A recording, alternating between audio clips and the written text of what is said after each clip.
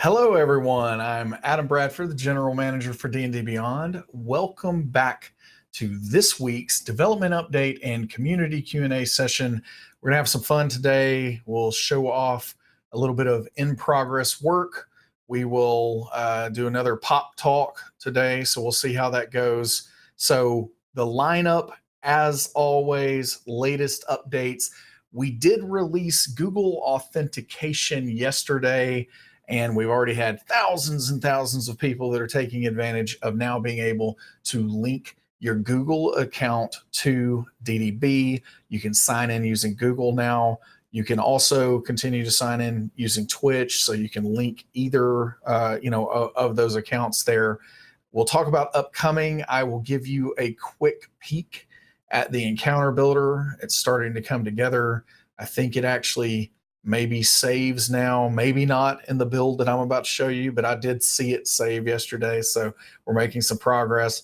Data update, we'll talk a little bit about warlocks. We keep getting questions about what the most popular invocations are, so we're going to jump into that. Q&A, as always, we are going to suggest topics for Pop Talk in chat. So again, to remind you, during Pop Talk, I'll take 5 minutes or so to talk a little more in depth about a particular subject. So this is a little bit more than just answering a single question. And this topic can be anything at all that you would like to know. It can be about, I think the last time it was about cameras, and everyone loved hearing me wax poetical about all the wonderful equipment that we use during our streams.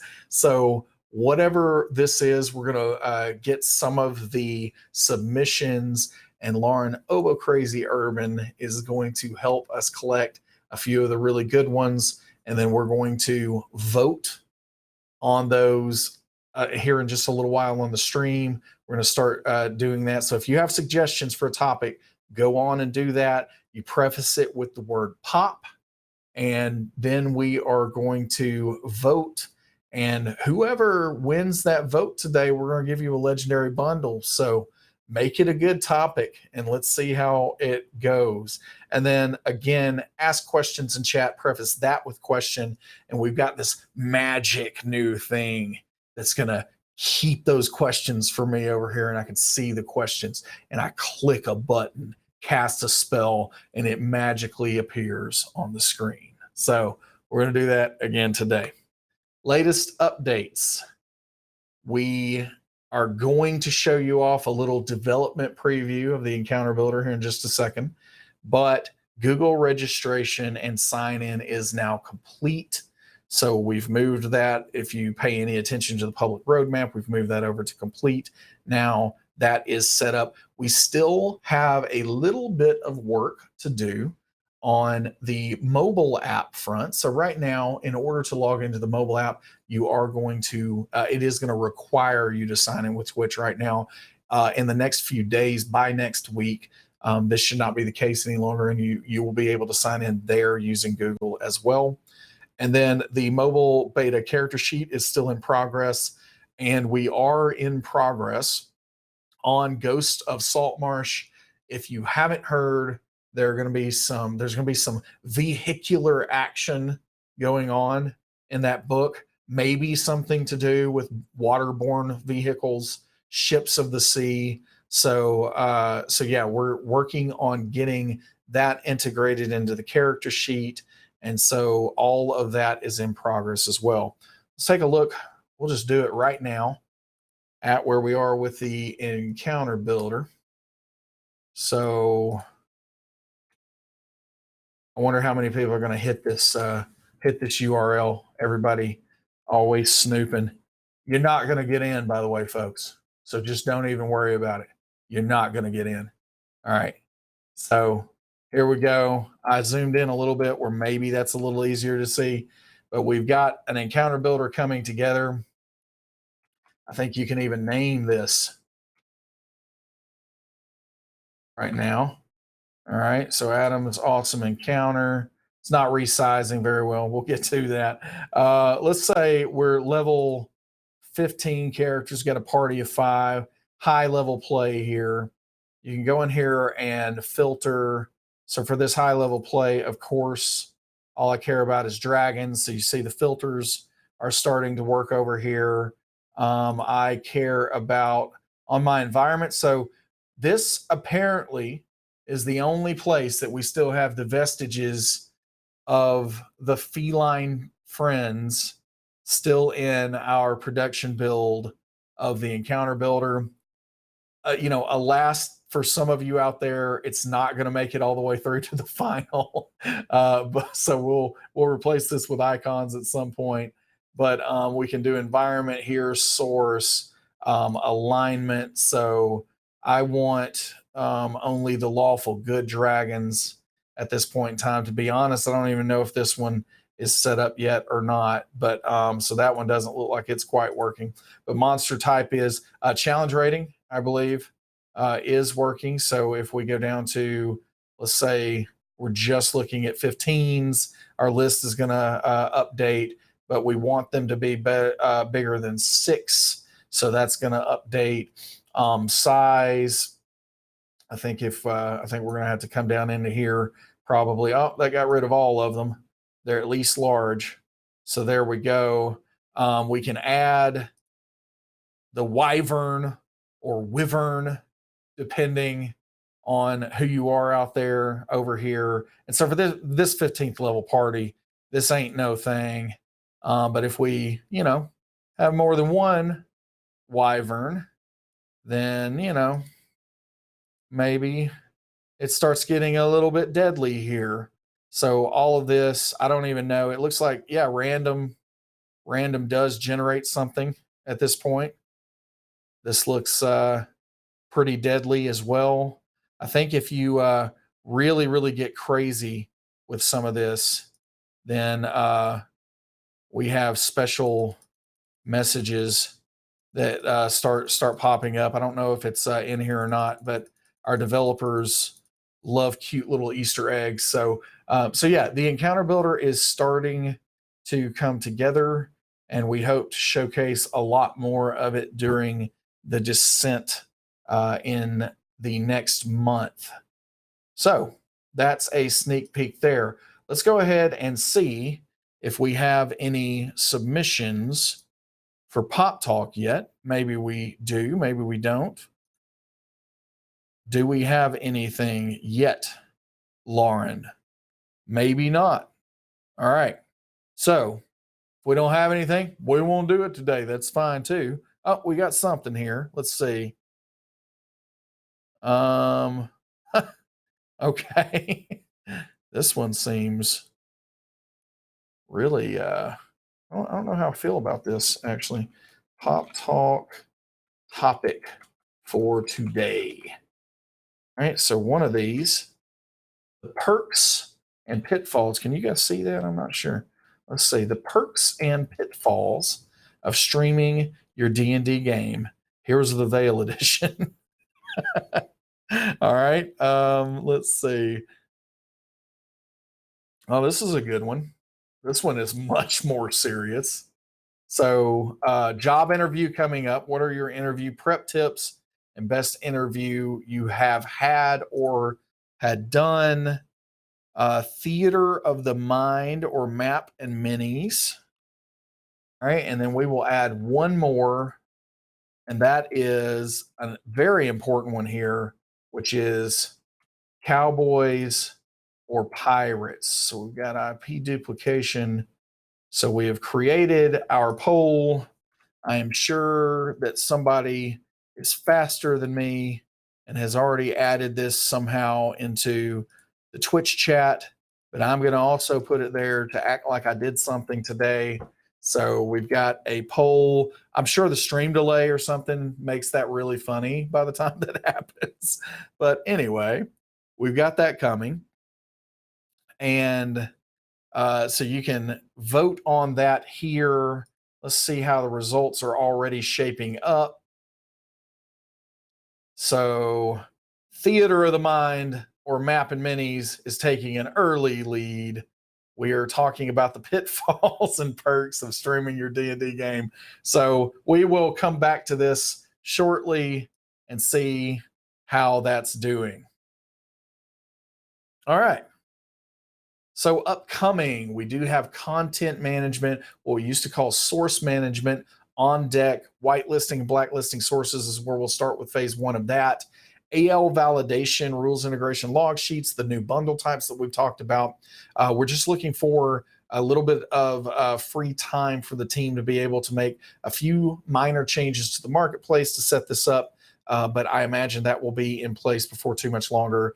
And then, yeah, we do have the Descent coming up. So 2 full days of streaming. Heroes of the Veil is going to be there in person for the first time. So the perks and pitfalls of that, we will see what those end up being as well. So it should be a good time. And again, we're going to show off some really fun stuff on the D&D Beyond side. It really is an incredible event. And even if you can't be there in person, so much streaming is going to be going on that weekend. D&D Beyond is going to have a studio there where we're going to be streaming for 2 straight days. We're working with our friends at Screen Junkies to do an exciting documentary look at things. So really excited about the Descent. And even if you can't be there, tune in for a lot of the programming that is to come there. So let's look at some data. Warlocks and adjacent. So adjacent here means that we're going to take a look at tiefling subraces that were introduced with Mordenkainene's Tome of Foes. We've gotten several questions about that, like which one of those variants are the most popular. And I'm just throwing this in with warlocks because basically, I'm just making up numbers right here, but over half of warlocks are tieflings. So it's something like that, though. All right, so I wanted to give a quick update. The reason I wanted to talk about warlocks is because warlocks have taken back over the 4th slot in our classes distribution. So we have a situation where always and forever in the game, we have had fighters as the number 1 chosen class. People always play more fighters than everyone else. Rogue and cleric are typically, 2 and 3 as well. And that 4th slot is always a magic user or a mage of some sort. And typically that has, at least for what, 5th edition has kind of called it, it is a wizard. Warlock has, for really the first time, started really challenging that, we'll call it the mage slot there in the top 4. And so the last time I shared this information, I think it was earlier this year, maybe late last year, the wizard had kind of taken back over the slot. But warlock, I guess all the warlock lovers out there could not stand for the wizard to have the mage slot. And now the warlock is slightly ahead of the wizard. You see the percentages there that we're rounding up to. It's a very small margin, but warlocks are back in that 4th slot. So then let's look at these tiefling subraces real quick, and then we're going to look at some warlock invocations. But for the tiefling subraces, the Zariel tieflings are, by a pretty healthy margin, the most chosen of that. And to be honest, I'm going to have to dig into that a little bit more. I don't know if it's as much because of the tieflings being, this being a statistical choice, or if people are, perhaps into the lore of Zariel more. I can't remember. I'm sure somebody in chat is going to be able to say immediately. Actually, you know what? It's really weird. I have this this D&D Beyond thing that is actually pretty easy to use. It's almost like, I could just go into our races here, find our tiefling, and then I could probably, find some of these other types of tieflings here. Oh, here's our Zariel tiefling. So we have a charisma score increase of 2 and a strength score increase of 1. I'm not sure if they're playing warlocks with these Zariel tieflings, but it is pretty strong. Gets the thaumaturgy cantrip, which is a classic as well as Searing Smite and Branding Smite. So I think we've got a lot of Zerial Paladins out there. And so that's what's probably going on with that. All right, so wait, I don't want to share this. Quit it. Done. Present. They really should have the present button be the huge yellow button up there instead of the empty button. Google, I'm going to have to get in with the Google UX folks. Oh, and by the way, let's talk about the timing of Google authentication. I don't even think it's been down for like 3 years or something like that. And then all of a sudden yesterday, we launched with Google authentication and they're down for 2 hours. Talk about timing. Like seriously, like we just had to laugh about it or we were going to cry about it. But thankfully, they got it back up and running within just a couple hours. Obviously, I think that Google probably has quite the support team. And so they took care of it pretty quickly. I don't think we had anything to do with that. We have some pretty big numbers coming in, but I doubt at Google scale we had anything to do with it. But yeah, the timing could not have been better, he said very sarcastically. All right. Top 25 Warlock invocations. Agonizing Blast is very well represented.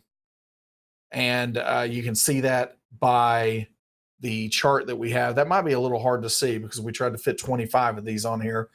We probably could go to a table format on this in the future. So that is self-feedback that I'm thinking of right now instead of yesterday when we could have done something about it. So we'll see going forward. But Agonizing Blast, Devil's Sight, Armor of Shadows. Devil's Sight's very popular. Those warlocks like to use the Devil's Sight and drop darkness, and then they just go around acting like they're better than everyone because they can see and everyone else can't. So warlocks, like I said, if you can't detect it, like I just don't know about these warlocks these days. I'm not sure how I feel about them, but clearly they are very, very popular. Armor of Shadows, Mask of Many Faces. I do like that one. Eldritch Spear, Eyes of the Runekeeper, Eldritch Sight. So Eldritch Sight, is Eldritch Sight's the detect magic at will? Is that right? I think that's right. Repelling Blast, which might be my favorite on here because I think it's just hilarious to knock people against walls and knock them off of ledges or anything else, and they don't even get a save, and it's going to move them 10 feet, away from you. That's an incredibly powerful invocation. So yeah, all of those coming together. That's the look at the top 25 Warlock invocations. We've gotten that question several times. So that's where that breaks down as of right now with active characters on D&D Beyond. Pop Talk. Let's see how we're doing here on our poll. All right, Theater of the Mind or Map and Minis is the winner. Do we know? I hope we know who submitted that one. So yeah, I've got it right here. So that would have been RC Padrick. RC Padrick. All right, I'm going to also, because I just like doing weird, okay, it looks like the delay has picked it up. So I pasted that into chat there. So RC Padrick, you have won a legendary bundle. Someone, hopefully, my buddy Elliot Spilk will be getting with you possibly even now. I don't know if he's watching or not, but he might get with you really soon, or he's going to follow it with you at some point today to award a legendary bundle. So for now, we're going to talk about Theater of the Mind or Map and Minis, which actually is one of my favorite topics to talk about with D&D, and I'm going to have to contain this to about 5 minutes. So we're really going to try to work on the mental outline right now to make sure that I cover all the high points. I am a huge fan of Mind Theater. I think that Mind Theater is one of the greatest tools that any dungeon master can have in their toolbox. And I think it's really important for a dungeon master to learn how to use Mind Theater. Having said that, it is just that. It is a tool that you hopefully have in your toolbox as a DM, and it is not always going to be the best for different kinds of circumstances. Now, if I had to choose one or the other exclusively, that and I would not be able to use anything other than that style, then I would always choose Mind Theater, because Mind Theater does not have a budget associated with it other than perhaps all the books that hopefully you've read your entire life and all the content that you've consumed that have given you a vocabulary that can cover all the cases and the description that you would ever want to put into Mind Theater. So if I had to choose one or the other, it was a binary question, always going to say Mind Theater, because there is no budget associated. Dwarven Forge stuff, terrain, all this stuff. This stuff is incredible, and I love it, and I will use it, any chance that I get. But it also carries with it quite the cost, and it is out of reach for a lot of folks. And it's difficult to be able to customize that terrain to anything that you want it to be. You are never going to have that problem with Theater of the Mind. That is where you have no budget. The special effects, there's no consideration for how you're going to CG that into the movie or anything else like that, because as long as you can describe it, it can be real for the players there at the table. So Theater of the Mind is definitely my preference, but I do view it as a tool, and I utilize it as effectively as I can any other tool. And sometimes I'm going to use map and miniatures because that situation calls for it. And I think that everything I'm saying here is not going to be incredibly new. I think that people who have been in the space for a long time and who are playing a lot of D&D are in a similar position. They're going to understand that each of the two approaches have a place, they have a time, and it's going to make sense to use one or the other depending on the scenario. I can tell you that in addition to those general thoughts, one of the things that I do with Theater of the Mind in particular is I use it in the from the standpoint of just thinking through cinematic storytelling. So most of my games, I am not thinking that that game is taking place in a book. I'm thinking that it's taking place in a movie. I was influenced very early on by some dungeon masters that I think took cinematic storytelling, especially in an interactive setting like this, to another level. And so I started with a lot of Star Wars West End games, Star Wars D6 version, baby. It was amazing.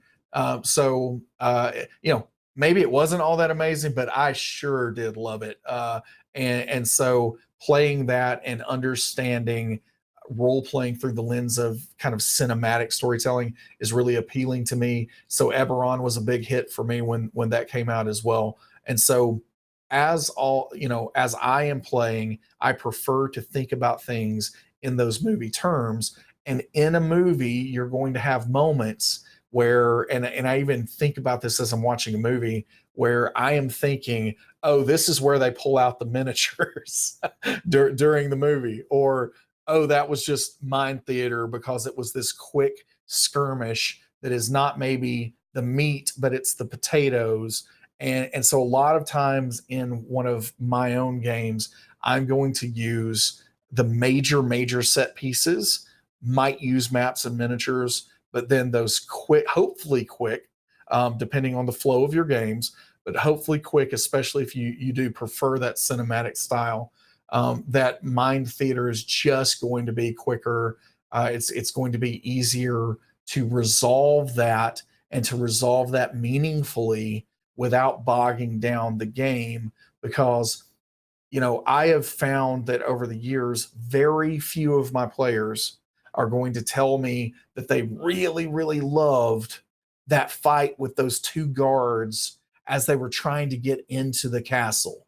Like that just rarely happens. Not to say that you can't make that the most epic encounter that's ever been had, but it is that is a perfect situation for theater of the mind. When I'm thinking about it, that it is an obstacle, it is important, it can utilize resources for the players and all the things that go into the game itself. All of that's happening, but at the same time, it is not taking the narrative, pull away from what the player's agency and their actions are. But at the same time, it's not making sure that we cover 5 feet squares and all the other elements that are going to come into minis. So that's typically how I'm going to run a game. I think that again, if I had to choose, in summary, if I had to choose one, it would be theater of the mind, because I could do that on my desert island that I get deserted on, hopefully with 3 to 5 other human beings where we can play Dungeons and Dragons. But I do think there's a time and place for both of them. All right. That's all the time we'll spend there. Congratulations on winning the legendary bundle there. And we will move on now to our Q&A session. I have several questions from last time that did not get answered. I am going to try to do a quick rapid fire here on those, just to try to catch up just a little bit. But I think that, yeah, we've got plenty of time today. So I've been talking, for me anyway, like the Micro Machine Man up to this point, in order to leave plenty of time for questions. I think I've succeeded with that. So we're going to get into several of these, and then we're going to jump to the questions that are coming in today. So let's see. All right, let's see if the magic actually happened there. I'm not sure if it did or not. Let's see. Let me make sure. Oh, yes, it's happening. The magic is happening. All right. So, can I make custom magic items without adding them to the homebrew list? At this point in time, no, you can't. Now, you can customize an item to potentially give it what could be considered magical qualities, but it's not going to tie into our modifier system or anything else like that. So you're not going to be able to have that +1 weapon, or that cloak that gives you +1 to armor class necessarily, without going and also altering your armor class. So creating an ad hoc magic item is something that we have discussed. It's just not something that we've prioritized at this point in time, because we do believe that through the customization that currently exists and the homebrew system, you have the ability to create whatever you need. But we are always looking into how to make that more convenient. And I imagine there will be some future where we have some semblance of ad hoc magic items without going through the homebrew process. I also would like to state that we're not happy with where our homebrew system is currently. My hope is that the homebrew system becomes easy enough to use in the future that this might not even be needed. That's the hope, and that's what we're going to try to do first. So, any chance of this is from Aaron Lore, any chance of using something like web captioner to get closed captioning on these updates for those of us who are hard of hearing? Does something exist that can do that live? Because if something can do that live, I'm not aware of it. And knowing my Google voice dictation, because I hate typing on a phone, I'm not sure if anything doing it live is going to be good enough. But if something like that will do something live, we certainly can check into that. And I do know that we are also looking into ways for the video on demands for the VODs after the fact to have some form of captioning. It is on our list and we're looking into it. NX 655, when can we expect the D&D Beyond Discord bot to go public? When it is ready. Bam, bam, bam. I did it. All right. Sorry, I couldn't resist. When it is ready, it's going to go public. I assure you that the community will be the first to know when it's going to go public after that decision is made for it to go public. But I do appreciate the question, and I do appreciate the interest for sure and the passion there. We are working on some things with a Discord bot right now, and we hope to have more to reveal about its future before too much longer, but I can't give you an ETA. Cheatode. And every time I read this username, I just get these images of, so I'm working on a little side project right now with a little bit of urban arcana stuff. Lots of fun stuff. And so a creature that I'm working through that I'm calling a kinetic is essentially kind of similar to an elemental, but they are manifestations of different forms of kinetic energy. And so you have a thermal kinetic, sonic kinetic, that kind of thing. And every time I see this username, I think of something like some kind of creature that all it is like it's composed of a Cheeto. And then like it attacks people and it leaves them, with that like yellowish orange dust, all over them. And it just leaves that dust in its wake everywhere that it goes. And so that's being Cheetoed. Do we have any data on how many and what campaigns active characters are participating in? Yes, we have a whole lot of data on that. And that is something that we can consider sharing a little bit more about for a future update. Let's see. Matt Will Jackson with the Monster Builder. How about a random monster generator? You know it. So our character builder randomize is just a classic.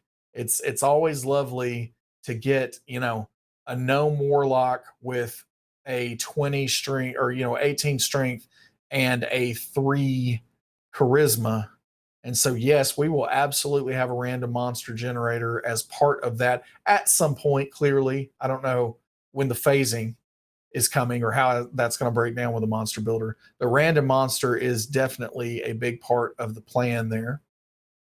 Let's see. Dragon Bjorn. Is it possible to make custom classes for our homegrown campaign in the future? Yes, it will be possible in the future, likely as part of the aforementioned homebrew revamp when we get there. VM Thomas 72. Any consideration of session 0 feature / campaign builder template feature? I love it. I would love to hear more about what you mean by that. So I really encourage you, if you're able to take a little bit of time to go to dndbeyond.com/feature-request and maybe input that one, see if anybody else is interested in it, and even just give us a little more information about what kinds of things people would be looking for in some kind of session 0 or campaign planning component or feature. Belay. Will there ever be toggle buff effects under conditions like for mage armor or certain class features like rage? No, it will not be under conditions because we'll keep conditions separate since they're kind of a separate rules element. But yes, we will have temporary effects at some point in the future, and you will be able to activate those in some way. And the truth is, we haven't determined what that UX is going to be. And so I won't be able to tell you exactly how that's going to take shape, but it is very much so on the roadmap and something that we are going to do. All right, Lazorn. When can we see support for the DM's workshop chapter in the DMG, in the character sheet, sorcery points, flanking, etc.? The fact of the matter is, those elements, as described in the Dungeon Master's Guide, are optional for your game. And so at this point in time, where we find ourselves on our roadmap, there are required elements of characters and creatures and everything else that we are not yet capturing in a way that we want to capture them. So we have to cover that ground first. We've got to make the main things the main things, but we do absolutely plan to come back and incorporate some of these optional elements along the way. No ETA on that, but it is a planned bit of functionality but we don't know when that's going to happen because we just have these other priorities at the moment. Trench meat. Is there a drag and drop trench meat? Sorry, I don't know why I glossed over that one. That was interesting. Is there a drag and drop module setup roadmap? Can I build a class, campaign, etc. by dragging in components I want? It feels like you are asking for drag and drop capability across a variety of types of features here. And I can tell you the drag and drop, and we actually do call it, it's not drag and drop. It is drag and drop TM is something that we have coined internally here. And so drag and drop is something that is coming with the encounter builder, and it's something that we are going to be incorporating more and more over time into all of our functionality. Not half wing. Would you say that the length of Briv's life has been abbreviated? Really, really funny. Briv is doing fine now. Thank you. All right. Stone Fox Specker. I don't know. Are you able to show the special pre-order orders before us purchasing them so we know what we are getting? Not at this time. No, we're not able to do that. The fact of the matter is, by the time a pre-order goes up, we do not have the content from which those borders or backdrops would be created. So no, it's not something that we can do. It is something that you're going to observe this in the video gaming industry or a variety of other places where pre-orders happen. The truth is they don't typically have, other than potentially a little brief mock-up of how something could look, but the finals don't come until much later. So it's just a fact of the release cycles that we're not able to do. We certainly will continue to try to do as much as we can to shorten that amount of time. But as it stands right now, it's not something that we could do. Lucky Charm Quark. And I'll take just a couple more of these, and then I will move on to today's questions. And as always, we're saving these, and we'll come back as we're able to. Lucky Charm Quark. Do y'all use any open source projects that you think deserve a shout out? Yes, I'm sure that we do. And I will touch base with the engineering team to make sure that we give proper shout outs. So we'll potentially mention that in a future dev update. Because knowing me, I would say shout out to so and so, and then the engineering team would come back and say, you know what, we kind of changed our minds. We're not like using it anymore. It kind of sucks. So I do not have my finger on the pulse of all that code that they're writing out there. So I'm going to check in with them at some point in the future. All right. Let's see. Last one here. Rob327. Sorry if I missed this earlier. How will subscribers know when the Encounter Builder Alpha and Beta is ready for testing? A variety of ways. If you keep an eye on our Tweeters and Facebooks, you are definitely going to know about this. We also do intend for this to send an email to subscribers as long as you have don't have your preferences unchecked on the website when this time comes to alert you that you can now start testing the Encounter Builder. I will obviously talk about it here in the dev update. So any of the ways that you find out anything about D&D Beyond, that is something that we will shout from the mountaintops as soon as it is available. All right, let's see what's going on today. Wow, let's see. I have to do a lot of scrolling here. Let me fix my magic thing here. All right. Where can we buy that D&D hat? I actually don't know. I definitely can answer the internet. I definitely can answer. Our moderators might be able to find it and put a link in the chat.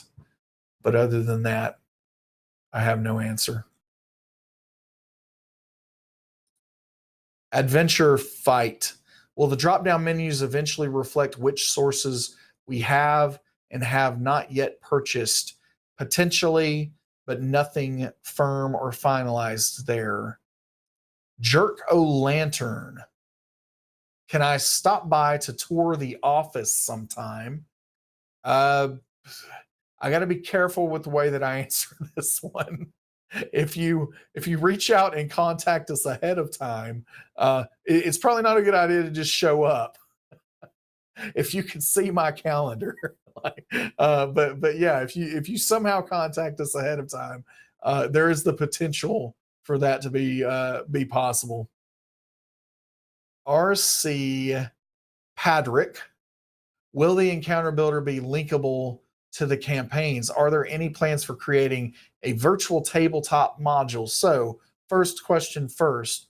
Yes, it will be. That word linkable is a little blurry, but you will be able to pull in your campaign's characters into the math and consideration for building an encounter. But then also, if you happen to mean campaigns by like published adventures, I'm kind of just riffing there a little bit. But if that's what you mean, then the encounters in those adventures will be pre-built, and that will be part of you buying one of those sources. So trying to answer that first part there. And then, are there any plans for creating a virtual tabletop module? Again, we're not calling this a VTT. We think it's kind of a next generation of that. And yeah, we do have some pretty grand plans around how we want that to work. No way to really announce yet when that would be. Dragon Gem, D&D Beyond merch.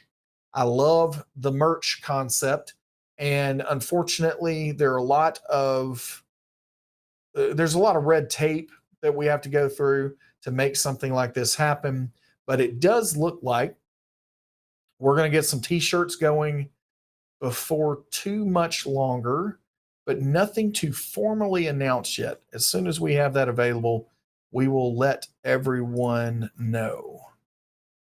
Benet UK, given that Wizards of the Coast has expanded their license with Fantasy Grounds to support AD&D 2nd edition, is it possible that D&D Beyond might at some point follow suit and support older rule systems? No current plans to do so.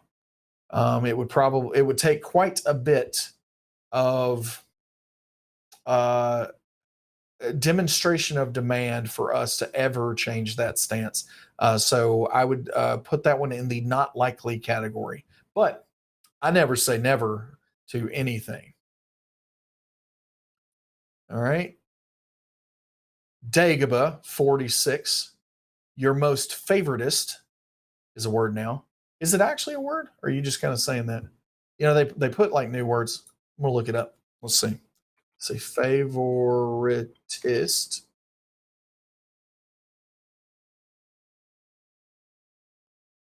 Huh. It's pending investigation, is what it says. Not quite a word, maybe, yet, but I follow. Star Wars film and why.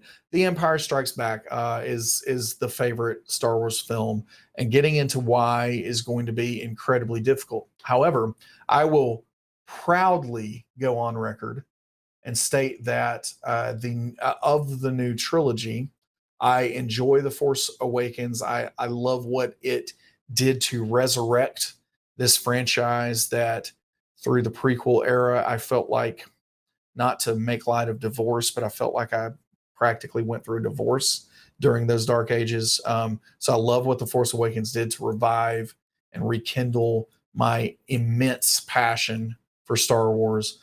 And I will easily go on the record saying that I think that The Last Jedi is an incredible film, and I think that it is dramatically misunderstood by a lot of the audience. And I don't say that in an elitist way by any means. I'm not saying that people don't understand what's going on. I'm saying that maybe people aren't relating to what is going to end up finalizing and finishing it. And I think that it is a film that is said mostly through the view of the villains. And one of the reasons that we don't like it is because villain point of view kind of emerges as the most prominent piece of that. So that's all I'm going to say. Otherwise, the rest of the time would be spent talking about that. We're not going to do that today. All right. Let's see who else we have. Alejo Sill, any news on D&D Beyond and Sourcebook's localization to other languages, i.e. Spanish? No additional news at this point in time. I can tell you that I really want this to happen personally. The team really wants this to happen. There are some hurdles that we're going to have to jump over in order to make it happen. But it's my hope. I hate even giving date ranges, but I'm hoping later this year we're going to have more information that we can share on that. Let's see. Benet UK. If you're playing at the event, are you going to be dressing as your characters? Probably talking about Heroes of the Hill, probably talking about the Descent. I don't think we're going to this first time because that's going to be a long 2 days. And, having wardrobe changes in the middle of that when we have so many other things going on, going to be a little bit tough. But I do believe later this year, you will probably see the Heroes of the Veil in full cosplay splendor at one of these other conventions. Let's see. My name is Yin. I am blessed to have players that only have their character sheet up on their phone when we are playing. However, sometimes I want to send them a secret during the session. Has there been any talks of like a live secrets messenger? Odd question. Sorry. I don't think that's an odd question at all. It's something that we've seen pop up. And I also think that this is something that a tool like Discord is incredibly ideal for. And that's not to say that we couldn't, be able through some of the integrations that we have planned with Discord, be able to make that even easier in the future. Drop Bear ate my baby. When will tieflings be fixed so that you can use the skag options with the MTOF sub races? Those skag options really ruin our day for a variety of reasons. And so that kind of workaround fix that we've put in place by making them separate races at this point in time are not that is not incredibly ideal, and we would not want to propagate that across that many other sub races as well. So the real answer here is we need to get something in place where we can handle the concept of a feral tiefling better with the tiefling base race, and that one might be a little bit further off, but it is something that is on the list.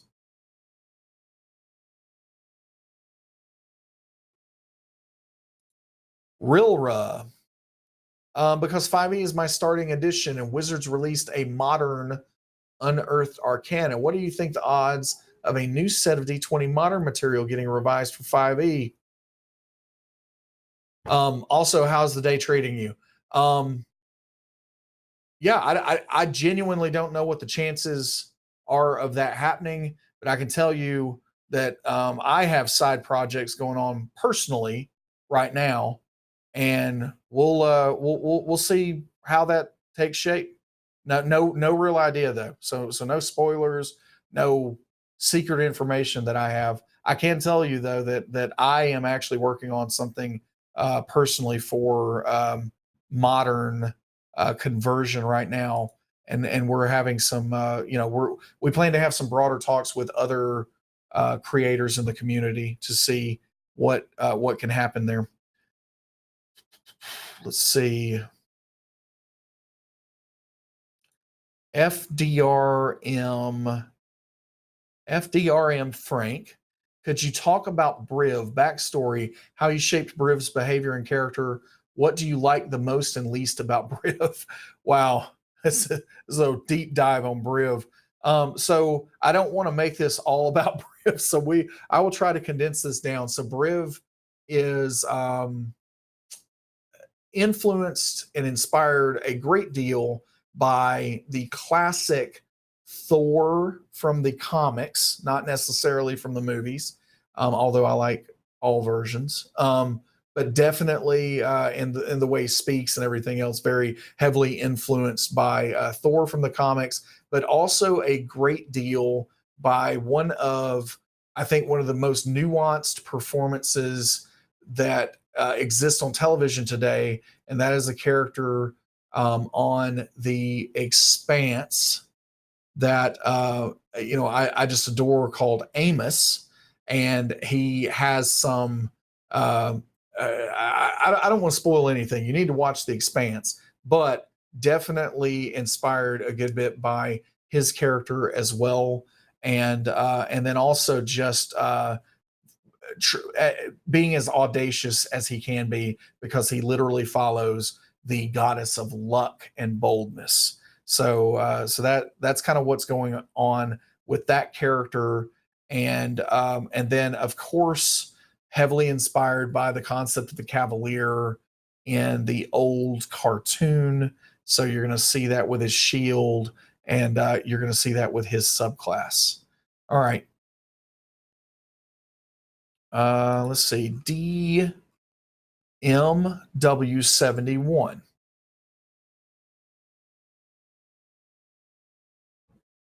Any consideration to add a lifetime subscription for Hero Master tiers?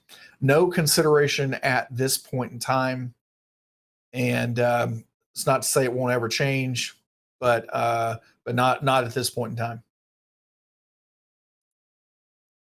Paradox the Gentleman. Will the encounter builder support non-official maps? If I support a Patreon and get a bunch, would I be able to use them? The maps are going to be just completely flat files that you can attach to an encounter.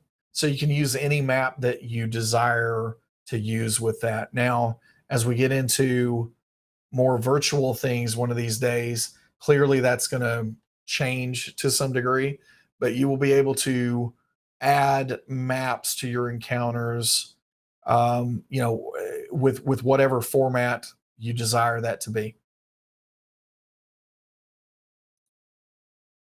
Grand Pyromania.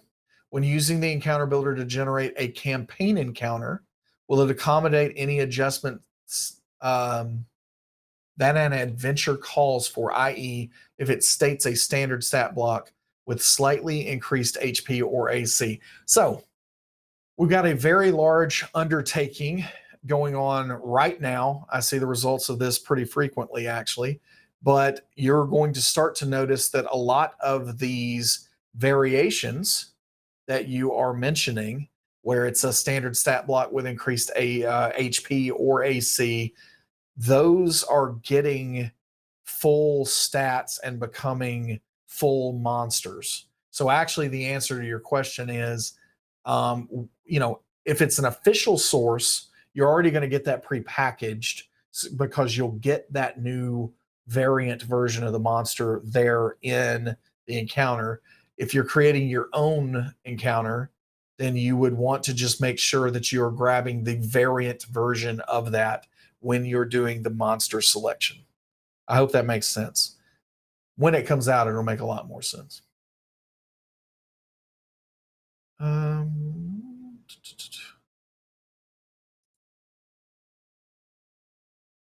FDRM, Frank, again, I use some links from D&D Beyond to put in my homebrew monster. Why is it flagged as using external links?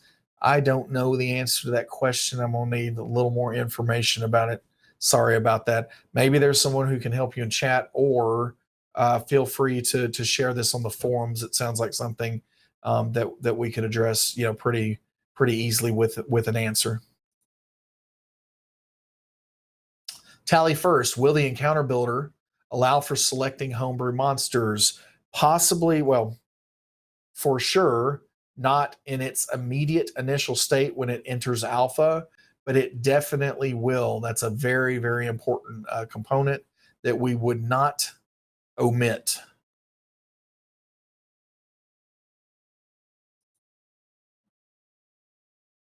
Lunch BOX McGee. Lunchbox, I get it. Lunchbox. Wow. Lunchbox McGee. Music. submitted to forums. Are there plans to include tunes for our adventuring? Yes. All I can say right now. Valak was taken. Where is he now? Night mode for the site. You people just love your night mode. I mean, I get it, I guess. We're talking about options. We're trying to figure it out. I imagine that the flood of the night will overtake us at some point, and we will allow for a night mode.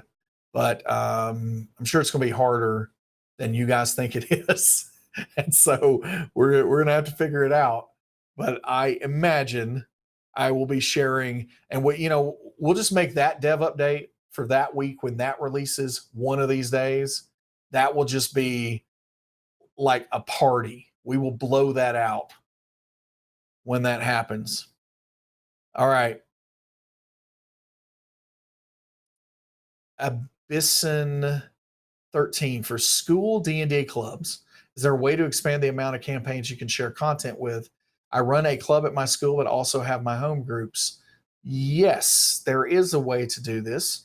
And there is, I'm hoping that Lauren can share a little more details with you about that. But we do have an application process for that. And, we just verify that you have a club or a school or a store, and we can increase the campaign limit a little bit for you there. Storyteller TW. What is the next plan for D&D Beyond, the D&D Beyond app for phones, to have more access for the ability to have character sheets and etc.? So the digital character sheet is currently being developed for phones. Just going to tell you that getting this into mobile is not as simple as just copying and pasting what we have on the website over. In particular, to manage some expectations here, the really, really hard part here is offline. That is the really, really hard part. As you can imagine, we live in a very connected world. The way that data flows and moves is very much reliant on the internet in a variety of settings. And so being able to make a system as complicated as the one that we have for our character sheet work purely offline is an incredibly big lift. So when the questions come, wondering what's taking so long and all those questions, I get it. I do. I'm wondering what's taking Avengers Endgame so long. I mean, come on, why can't they show it to me today? Why couldn't they show it to me? It had to have been done 2 or 3 months ago. I mean, I've seen, half the movie and trailers. It had to have been done. Why couldn't I see that then? Well, I just couldn't, because there are other considerations going into play. And so ultimately we are going to release it as soon as we're able to. Everybody's going to know it when that happens. But the offline piece is really not a cakewalk. All right, we've got maybe time for one more question. And we will say, oh man, let's just get this one out of here. FDRM Frank, Roll Tide or War Eagle? We're just going to say yes. We'll say yes to that one. All right, that's all the time that we have for questions today. I think that was like 30 plus minutes today. So I'm going to go possibly get a drink of some sort. Sweet tea, by the way, sweet tea. So I'm going to go get a drink, and we will see you next time. Thank you very much for joining me today. Everyone have a great day. Later, Gators.